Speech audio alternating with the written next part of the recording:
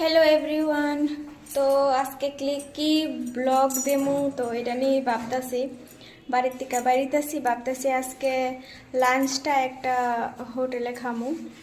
তো কই করুম এটা অবশ্য তোমরা ভিডিওতে দেখামু। চলো। আর শু পরার স্টাইল কি বা একদম সেই রকম হিরোর স্টাইল হয়েছে। একটা হয়েছে আরেকটা।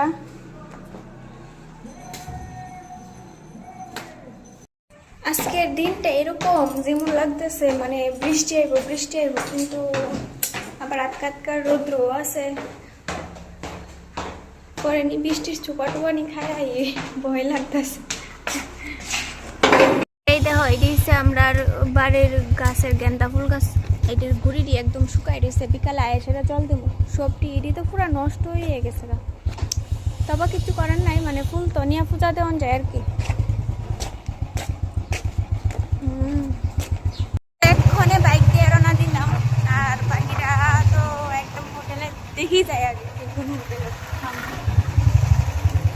একটু টেনশনে আছে।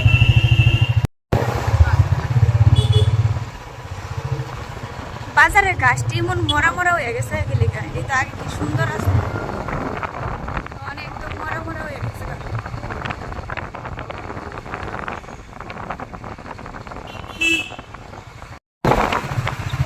নদীর মধ্যে জল নাই, একদম শুকনা। নদী চান করে না অনেকদিন হয়েছে না। বাড়িতে গেছিলাম তো একটা স্নান করলে মনে হয় ভালো হইতো।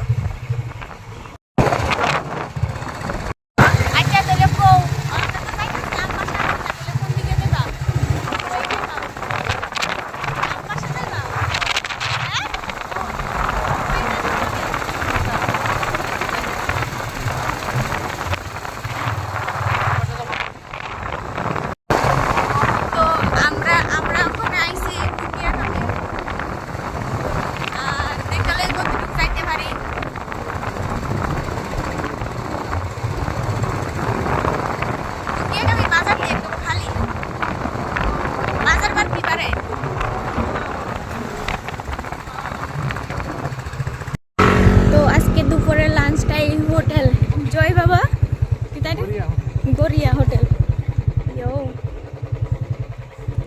হোটেল কেমন হবে করতে পারি না।